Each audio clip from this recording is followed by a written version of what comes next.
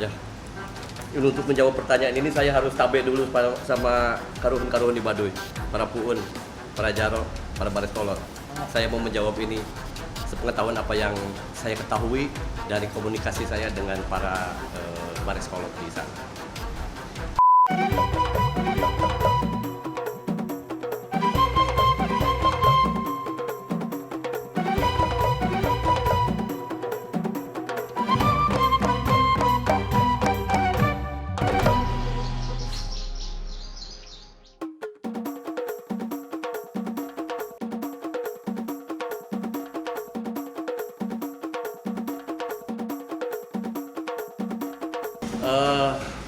Banyak pendapat memang pandemi ini menyebutkan bahwa ini alam sebenarnya yang sedang murka pada pengisinya, artinya pada makhluknya, pada manusia terutama.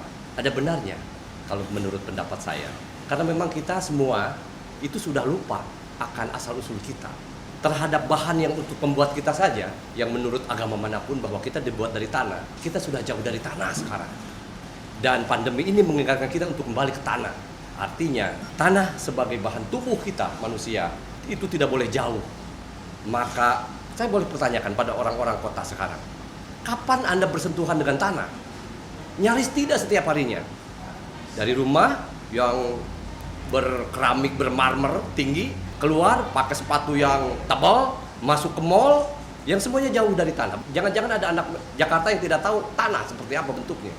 Nah, pandemi ini mengingatkan kita untuk kembali ke tanah. Kalau orang Baduy sendiri pernah ada yang bilang ke saya, hiji mangsa bakal benang ku puak Cina. Artinya puak itu kentutnya Cina.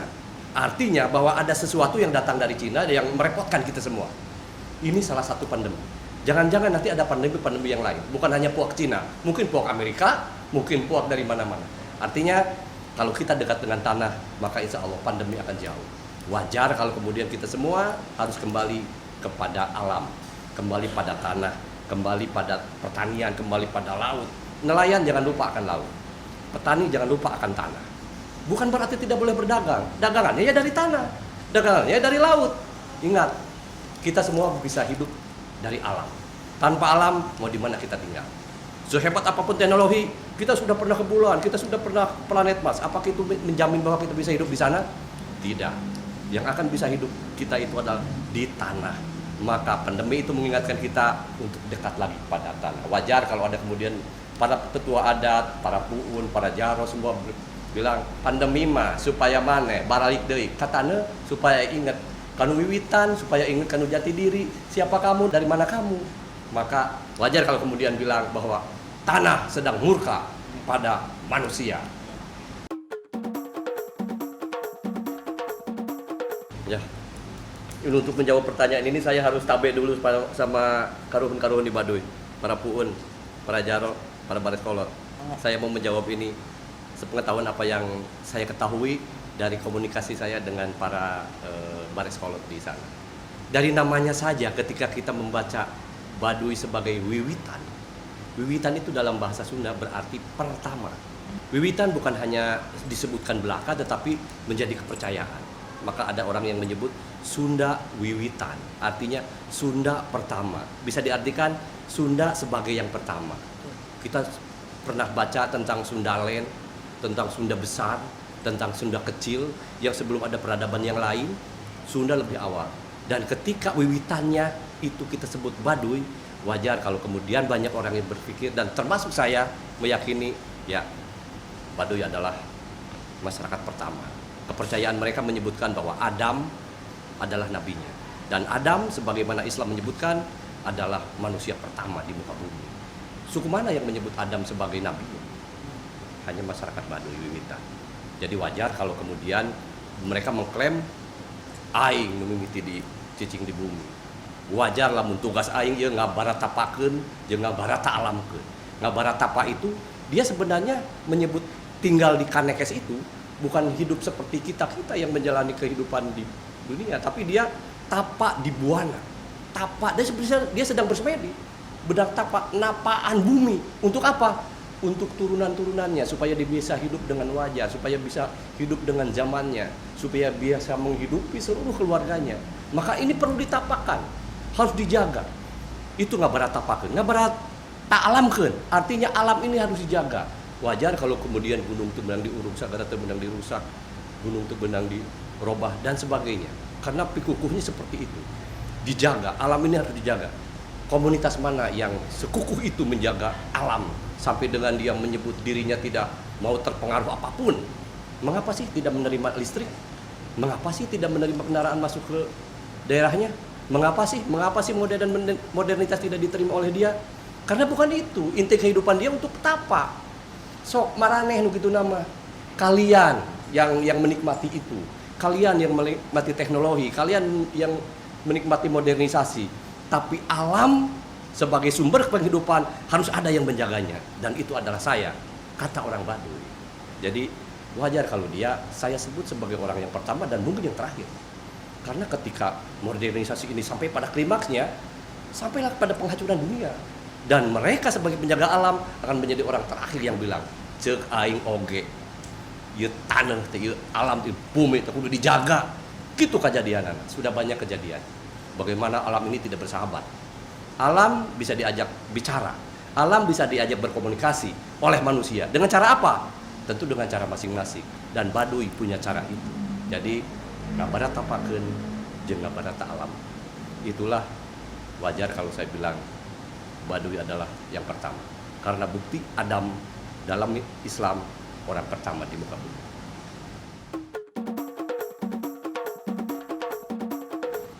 Telah banyak versi tentang Baduy, 40 orang, 40 suhunan, 40 apalagi, banyak sekali di masyarakat. Dan sampai sekarang masih ada yang meyakini itu iya gitu. Saya sampaikan bahwa sesungguhnya masyarakat Baduy sekarang sudah banyak. Sampai di bulan Juni kemarin itu ada 12 juta ya, 12.000 sekian orang masyarakat Kanekes Baduy. Kenapa mitos tentang 40 Baduy itu?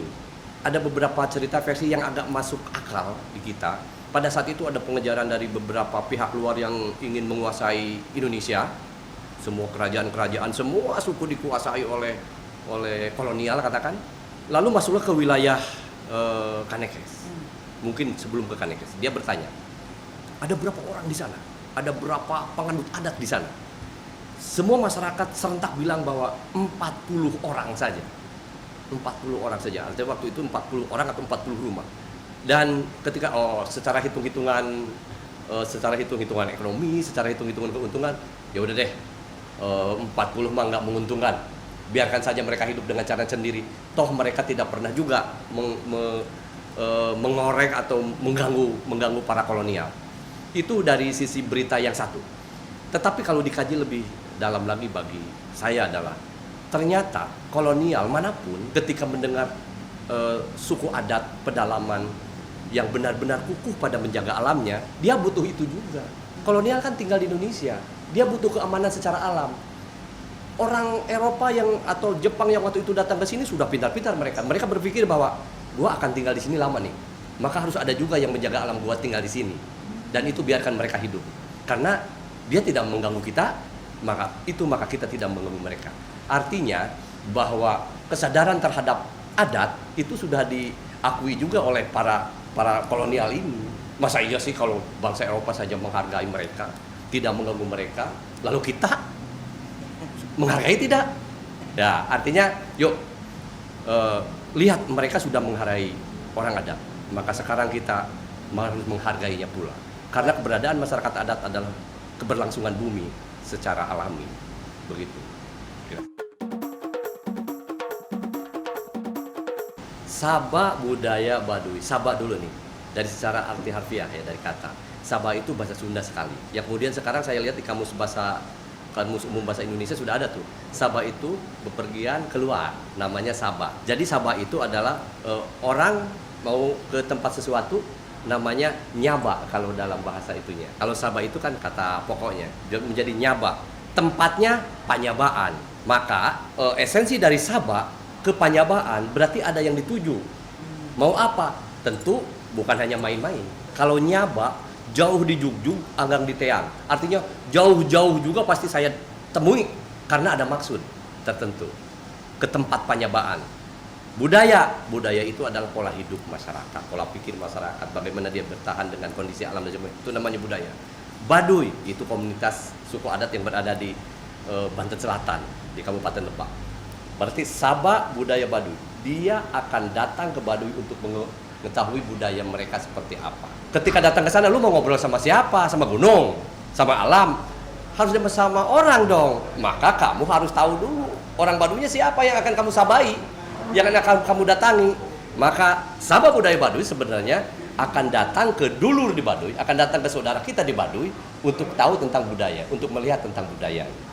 Mulai sekarang ke Baduy kita Sabah untuk bersilaturahmi dengan masyarakat adat yang ada di Baduy untuk mengetahui bagaimana budaya mereka. Yang kemudian nanti ditarik, oh budaya gua begini, budaya mereka seperti itu. Bandingkan, apa kelebihan di sana? Bukan di sini tidak punya kelebihan juga. Masyarakat luar tentu banyak kelebihan, tapi pasti dua-duanya punya kelebihan dan dua-duanya punya kekurangan.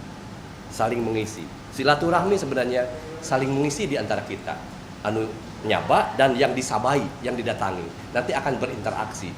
Karena masyarakat adat kuat dengan tradisinya, dengan adat leluhurnya, maka dia akan menyampaikan apa yang biasa dia lakukan.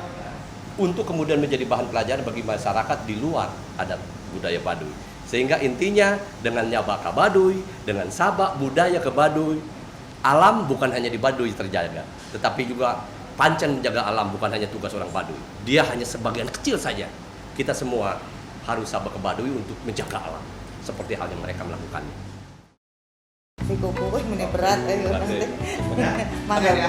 Sebagai sejarawan. Ya, siap. Bagaimana? Lanjut ya, mantap. Terlalu dalam nggak gue? Enggak. Makanya kalau ngomong itu harus Ya saya juga jadinya.